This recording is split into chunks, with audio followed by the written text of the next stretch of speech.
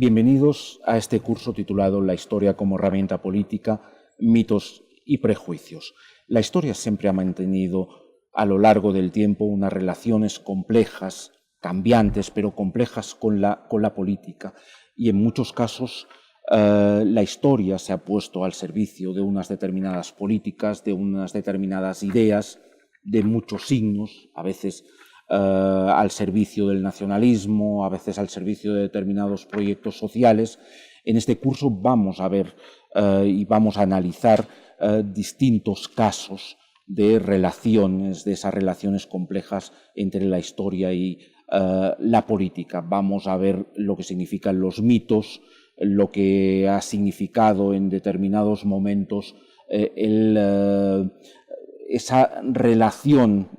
a veces muy intensa entre historia y política. Y lo vamos a hacer sobre todo centrados en ejemplos de la época contemporánea, del siglo XIX, del siglo XX y también de principios del siglo XXI. Soy Jordi Canal, soy profesor en la Escuela de Altos Estudios en Ciencias Sociales de París y he trabajado sobre todo en cuestiones vinculadas con la historia europea contemporánea y en especial sobre la historia política de los países del sur de Europa y sus relaciones también con la historia política de distintos países, de distintas áreas de América Latina. Este curso va a estar dividido en 5 partes y cada una de las partes tiene una lectura recomendada. El primero de los temas se titula Historia política. La lectura recomendada es un libro de un historiador francés muerto recientemente, Maurice Aguilon, un libro titulado Política, Imágenes, Sociabilidades, de 1789 a 1989, que recoge, en traducción castellana, recoge un conjunto de artículos de este autor,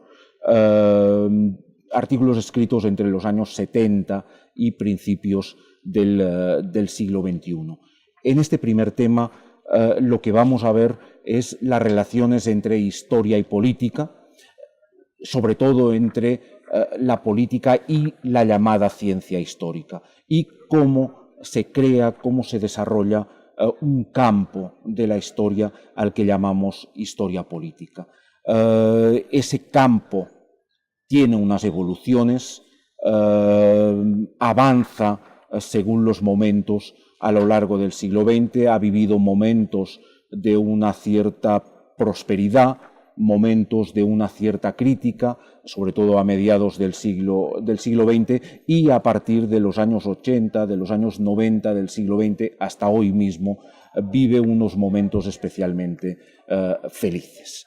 El segundo de los temas lo he titulado, entre interrogantes, ¿debe estar la historia al servicio de alguna cosa? Y en este tema vamos a analizar 2 casos muy concretos en los que la historia se ha puesto al servicio de determinadas causas, olvidando en buena medida que la historia es un oficio, que es una disciplina con determinadas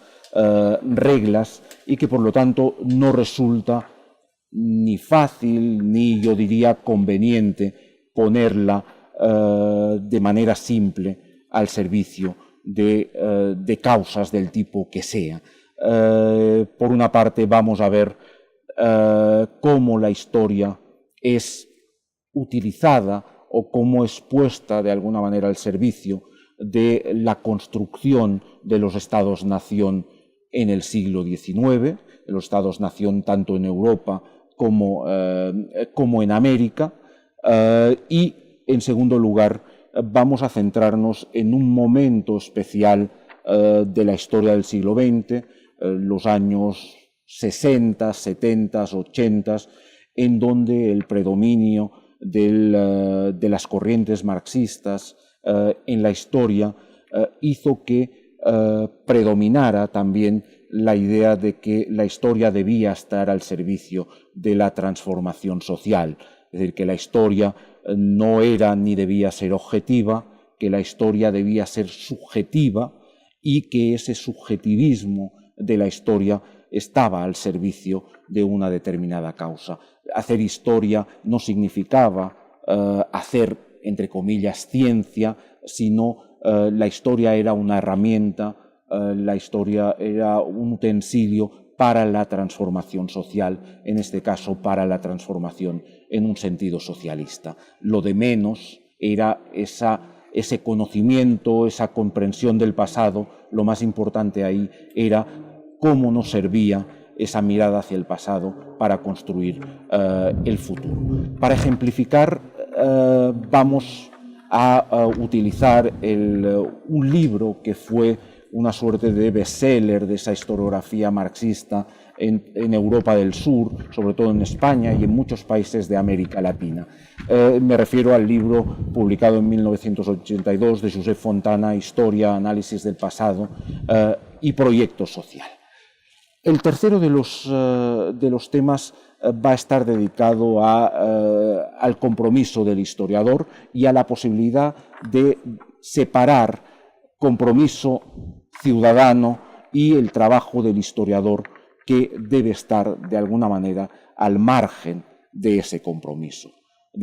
no mezclar las dos cosas. Y ahí la lectura va a ser el libro de Marc Bloch, La extraña derrota, un buen ejemplo de que es posible hacer gran historia sin ponerla al servicio de nada, y también un buen ejemplo de que se puede ser un historiador, una persona muy comprometida con la sociedad, pero que cuando uno hace historia deja todas esas cosas al margen para dedicarse a la historia.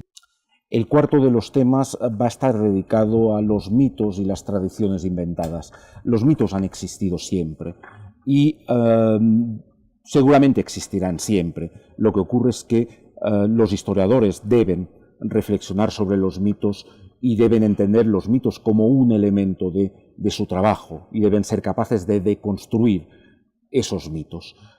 El tema 4 va a estar dedicado a los mitos, pero también a las tradiciones inventadas, es decir, a una reflexión sobre nuestras tradiciones nacionales sobre todo, que en muchos de los casos, en el fondo, aunque nos digan que son tradiciones que vienen de muy lejos, son tradiciones bastante recientes. La lectura recomendada es un libro publicado en el año 1983 por Eric Hobsbawm y Terence Ranger, que se llama La invención de la tradición, en donde se analizan algunas de esas tradiciones inventadas para el caso británico. Pero eso se puede trasladar a cualquier otro caso del mundo occidental. Finalmente, el tema 5 va a estar dedicado a las batallas de la memoria. En los últimos tiempos, sobre todo yo diría en los últimos 20 años, se han producido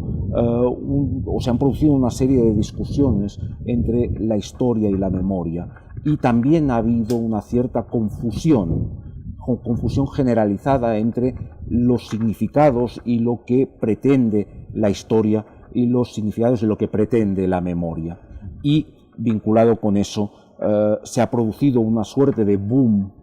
memorial, de boom de la memoria en muchos países de Europa y de América Latina, vinculada a viejos conflictos desde la Segunda Guerra Mundial o la Guerra Civil Española a conflictos más recientes, como por ejemplo los efectos de Sendero Luminoso en Perú o las distintas guerras civiles en Centroamérica. Y en este tema 5, la lectura es un libro de síntesis de Eduardo González Calleja que se llama precisamente Memoria e Historia, que constituye, a mi entender, una de las mejores introducciones a ese tema, a las dos cuestiones, a la memoria y a la historia, que no son lo mismo, y a las relaciones complejas y a veces conflictivas que mantienen una y otra.